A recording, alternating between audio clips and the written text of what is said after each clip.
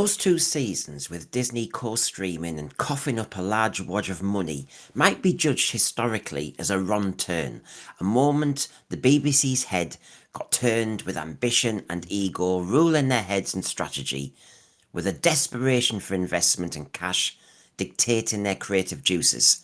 A strategic misstep to try to make Doctor Who a global brand and therefore diminish or erase what makes it distinct, unique or special. A high-risk experiment that ultimately led to lower and lower ratings. No sign of life, sir. Dead as... And cut it now. I mean, will these Disney years be seen as embarrassing and dismissed and viewed as almost blasphemous, like the dark scrolls from the dark times in the 5 Doctors? Black Scrolls of Rassilon. And just like President Barusa, do RTD and Disney conveniently want to avoid stating the obvious, the truth? That RTD scuppered the arrangement with his style of stewardship of the show, his mistaken content, his lightweight, flippant and inconsistent tone, with his tendency to mismanage behind-the-scenes moments, so we end up losing lead actors, key characters, and letting down many guest actors. His ego and hubris, an outright failure to listen to advice, suggestions or empirical data about the weakness in demographic engagement. It's all there. Or should we do the let it burn? Let's hide it. This is forbidden knowledge from the dark time. Hush it up, smooth it over, start again.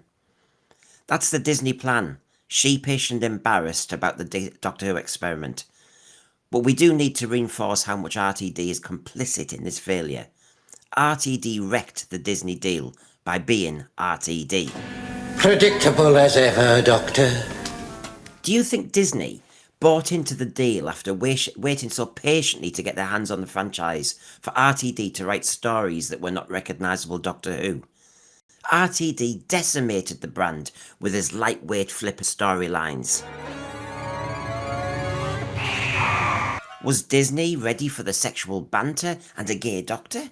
No way! That wasn't on the agenda. Though they should have known what RTD was like. Am I naked in front of millions of viewers? Your viewing figures just went up. Now you know I'm known as a former teacher. Well, I'm also a good sauce whisperer. Oh yes, you know my well-connected sauce. Are you the sauce?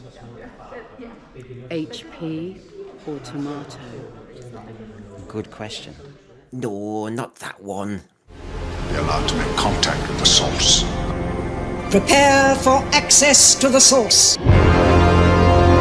Therefore, claim rapport with the source so that you may make your judgment.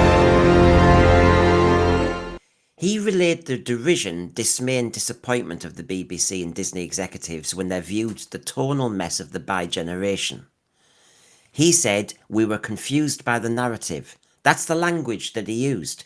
I think that he tells you everything you want. He said, "We were confused by the narrative," which means we didn't understand why there was a regeneration. They thought they were getting a hard reboot, and when he was talking to people from Disney, this is what was getting relayed.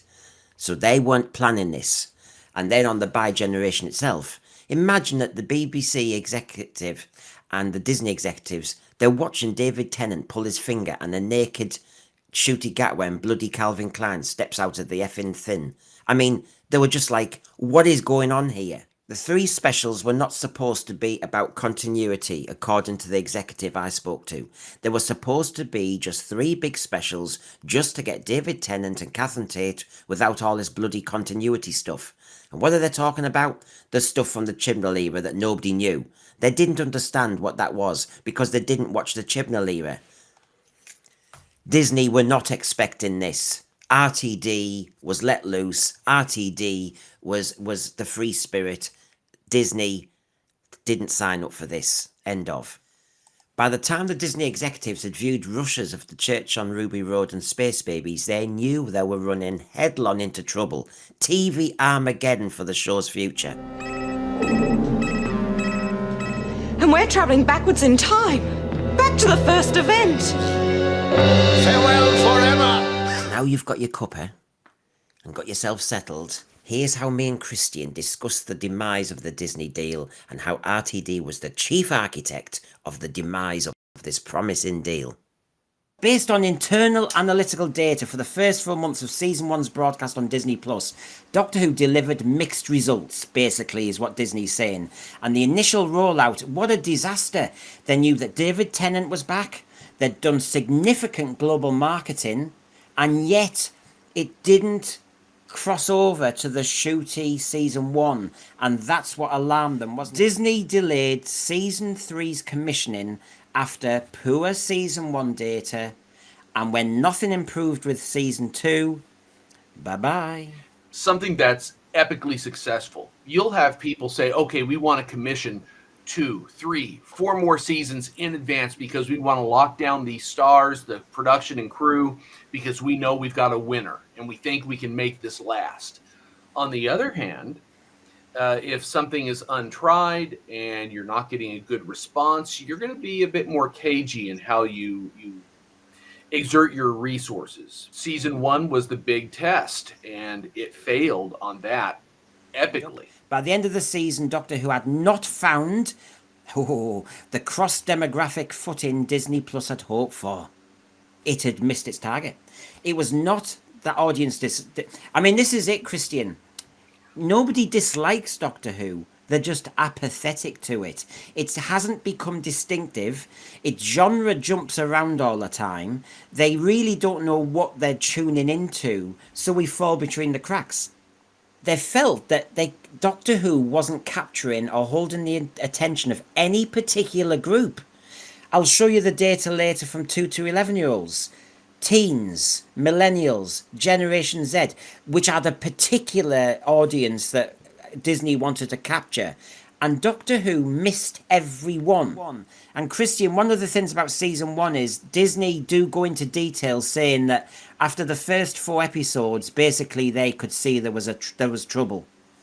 Oh, yeah. Oh, yeah. As a matter of fact, if you look at 73 Yards and the slight bump that it had, that was largely due to programming because it followed a game and televisions were on at the pub. So it was not actually an honest bump up. This is a major criticism of how this has been going, Christian. Disney have recommended that they are staying amicable, even though they're not paying for Season 3 and they're not getting involved with Season 3. They are willing to say, you need to do some strategic realignment of what you think Doctor Who is and how you present it. What about that, Christian? Well, I think that's a fair assessment. Obviously, what RTD generated did not strike a nerve with a broad audience. It was a niche product.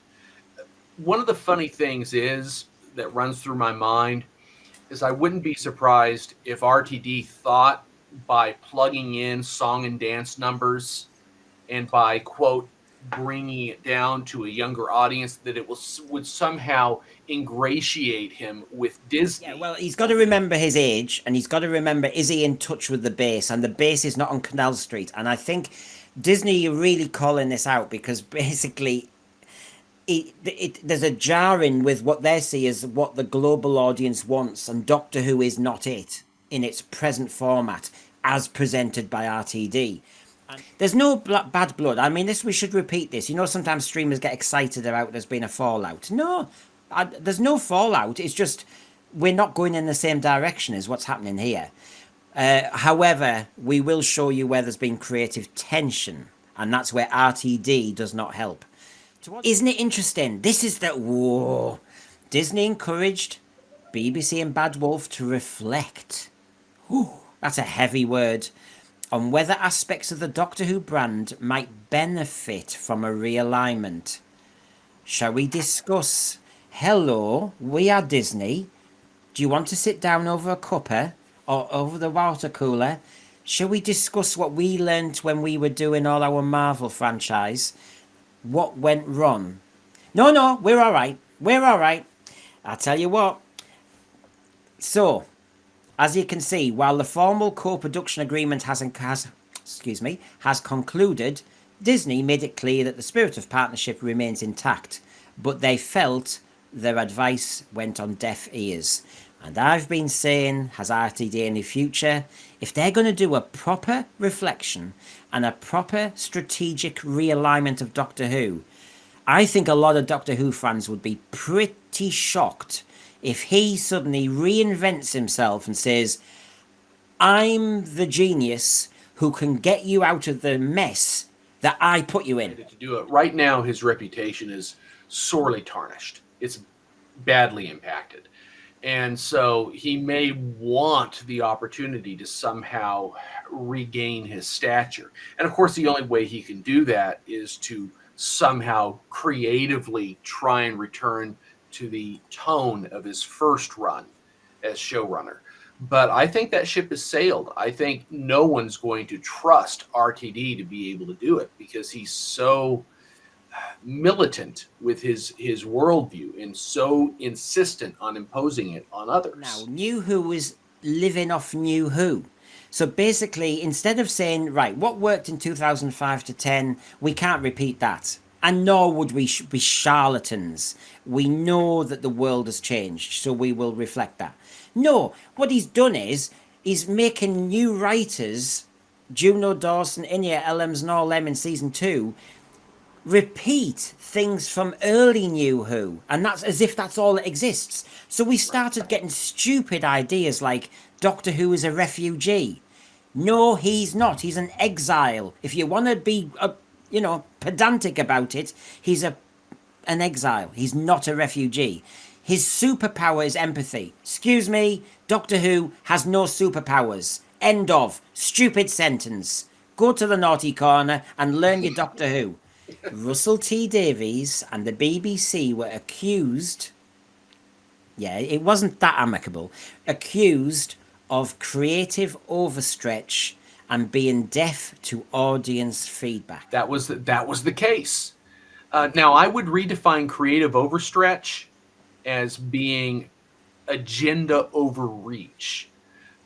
Creative overstretch is maybe trying to craft stories that demand too much, but it's more a case of pushing an agenda, hardwiring it into the story so that it takes front and center stage and everything is subservient to that message. Their experience with Marvel, they actually said they were doing too many different Marvel projects, creative overstretch. They really did get too excited. And every fan of Marvel will tell you all the disasters where it tanked. And where basically, because they weren't focusing on maybe one or two projects, they overreached, overstretched, overcommitted, and and diluted the brand.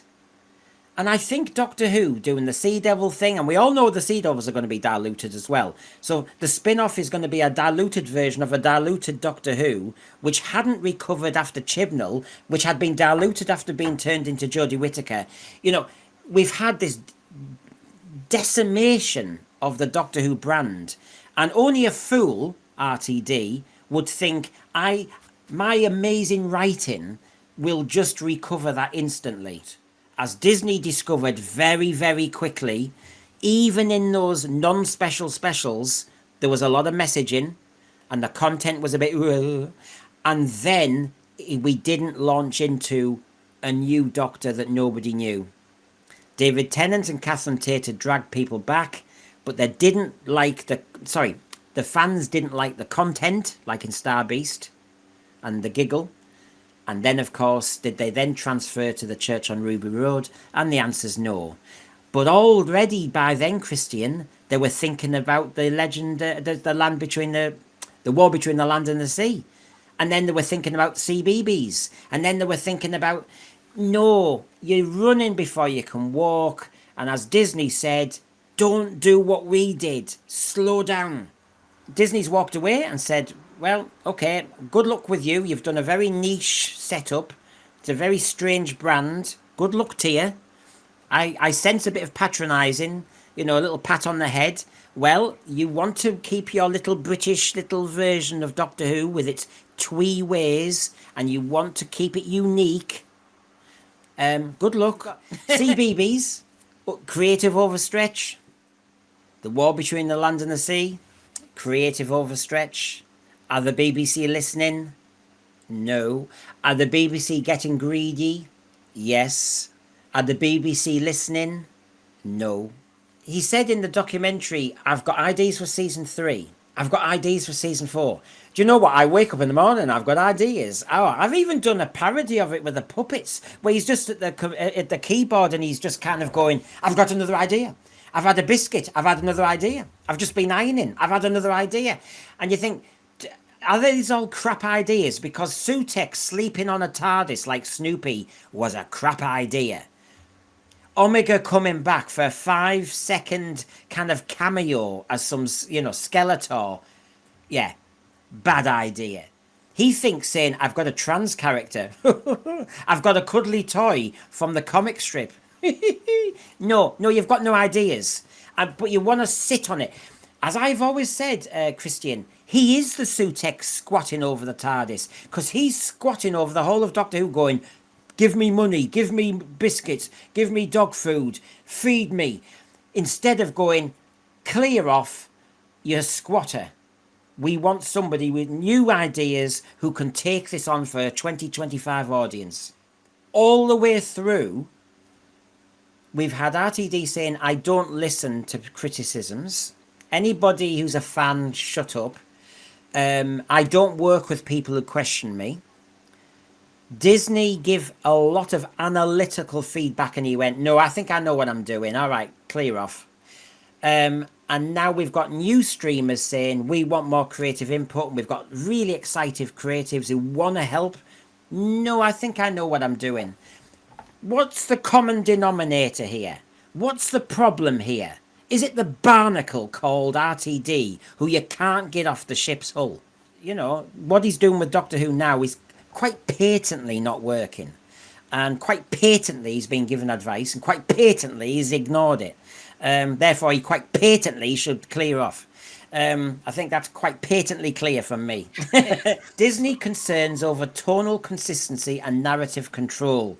I think I'm parking this near RTD again, Christian. That's because he's responsible.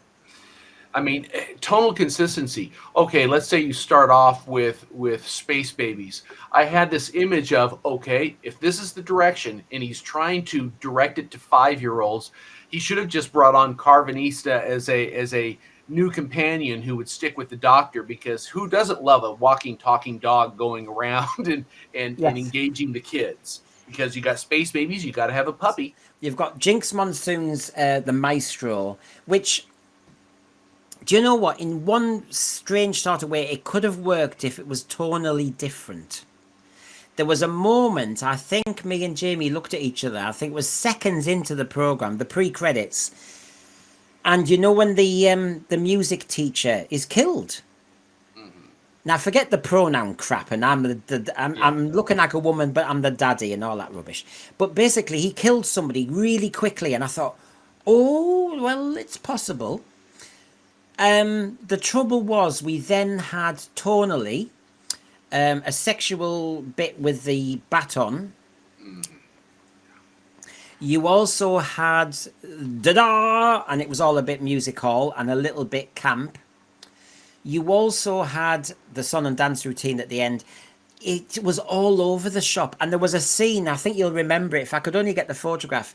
You can see the TARDIS at one side of the stage. It's lit in a very surreal way. So it looks as though it's almost on the theatre or something. And you've got just 2 spotlights and Maestro on a piano. And it's all a bit... And remember the bit when the TARDIS just lit up as if it was got disco lights inside? Yeah. It's like... Am I taking this seriously? Or is this a stage production? Am I expecting Sylvester McCoy with the spoons in a minute? What's going on here? It was inconsistent. I mean, just comparing all of those moments side by side, they didn't really fit together seamlessly. And you can imagine Disney going, hold on a minute. What? Is this the Doctor Who? Is this the horror of Fan Rock? Is this the Robots of Death? Is this the Pyramids of Mars? Is this Stolen Earth? Is this Midnight? Is this what we thought we were buying? Because this is so far from it. RTD deciding that he doesn't have a defined silhouette and costume is all on him, because that adds to the tonal inconsistency. 1 minute he's in a leather jacket and jeans, then he's in a pinstripe suit, then he's dressed like he's a cad, then he looks as though he's in Starsky and Hutch Huggy Bear, then he looks like he's a nightclubber, then he looks like he's a nerd with a cagoule on. Who is Doctor Who? And I think this is all what he wanted, the societal pushing, gender pushing outfits. That created a tonal inconsistency that Disney and the audience couldn't live with. Sorry, I'm only from Disney, RTD. Can you just take me through this again? You've kind of gone a bit music hall there, and a bit kind of end of the pier drag queen. Or are you trying to be RuPaul? You then do a cartoon number. You then do gods. You then do a dinosaurs intro to Space Babies, where you want to show you like a Jurassic Park. You then show that you're going to do an episode like Look Who's Talking. Sorry, RTD, I hate to ask you too many questions, but what the hell is Doctor Who now? Because we're not recognising it. We used to like them. You know that man with the long scarf and the curly hair and the teeth? We kind of liked him when he in Robots of Death. Yeah, we liked that. Any of that coming up? I mean, you know, you can see the tonal inconsistency, Christian. Come to Joy to the World, our Christmas one, which got slightly higher ratings. Was it a comedy? Was it a soap? Was it a sci-fi? What, or was it just a set? Or was it religious? Was it a comedy? Or I mean, all this about going into Mount Everest and all the rest of it. I'm trying to work out who my doctor is. He's in a dressing gown. He's in his Huggy Bear outfit and all the rest of it. And of course, remind us everybody, the audience on Christmas Day also said, what is this? Obviously, it's such a toxic franchise now, really, that on Christmas Day, when you've got a passive audience just waiting to be entertained, the average was, as you can see there, around 3.8 million for most of the show. And then suddenly, within 10 minutes, we added 4 million. And so basically, they were all around, they were there. 620,000 viewers less in 2024 than 23. So, yep, it's not working with Shooty and RTD. Wallace and Gromit added 4.36 million more views in 10 minutes. Doctor Who lost 550,000 in 10 minutes. And that, Christian, is when everybody's just sat there eating their pies and they just want something on. They'd rather turn over. Disney felt Doctor Who was too niche and very isolating for modern audiences. And this is the killer, really, isn't it? That they thought, look, we're a global streamer, and the produce coming from you, RTD, and your keyboard at the moment is all over the shop. And it might be very Doctor Who for whatever period you're thinking of in your head, but the modern audience won't take to this, and they're not taking to this. Are you writing more like this? Yes, we are. Oh, you want us to commission season 3? Yes, we do. But it's quite niche, you know, and we're a bit confused because, as I'll show you all in a moment, I've got all the audience data. Basically, the 2 to 11-year-olds don't like it. The older ones are watching it mostly. The 40% of them, it's the older ones, but they are dropping out of subscriptions as well.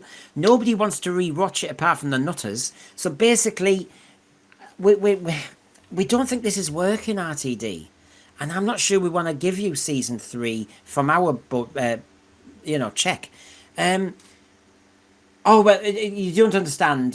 Doctor Who's always had a lot of fun. You don't understand. I understand Doctor Who implicitly. And you'll just have to trust me.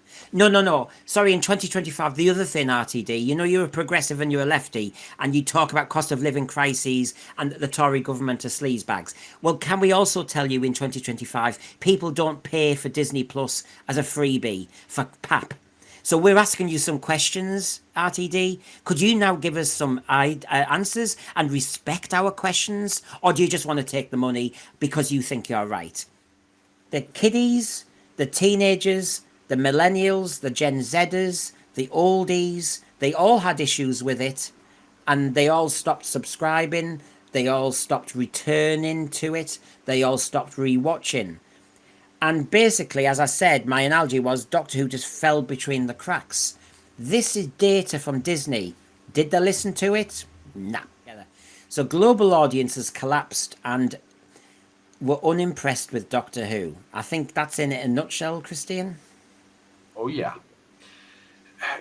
Did we hear volumes of global appreciation and celebration of this iteration of Doctor Who?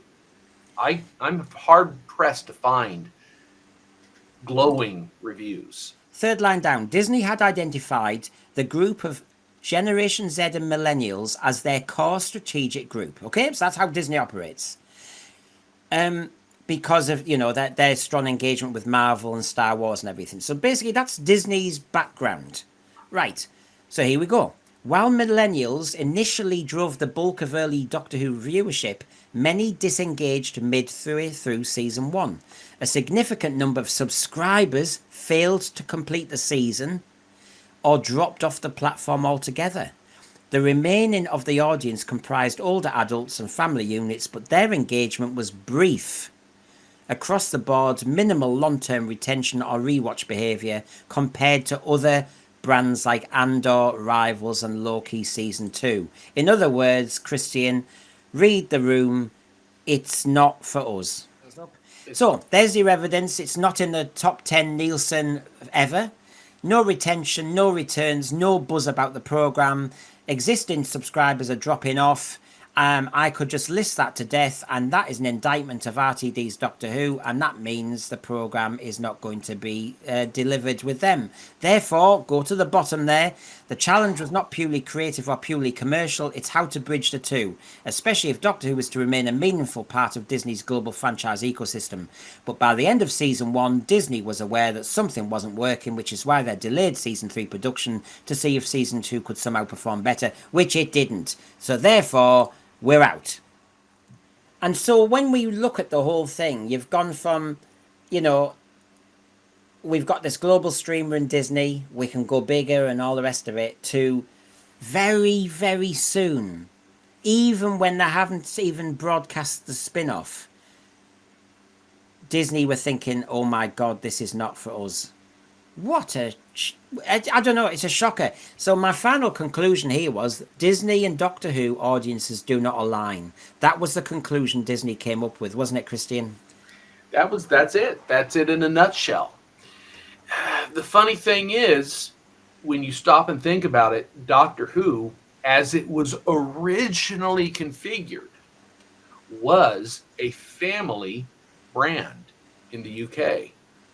Disney, as it used to be configured 25 years ago, was a family brand. You'd think that the two would naturally coordinate and be a good match. But the problem is today, as RTD has modified Doctor Who, it's no longer a family brand. And as Disney itself has been transformed, it's no longer a family studio. Sack Russell T. Davies, sack Jane Tranter, sack Phil Collinson, sack Julie Gardner.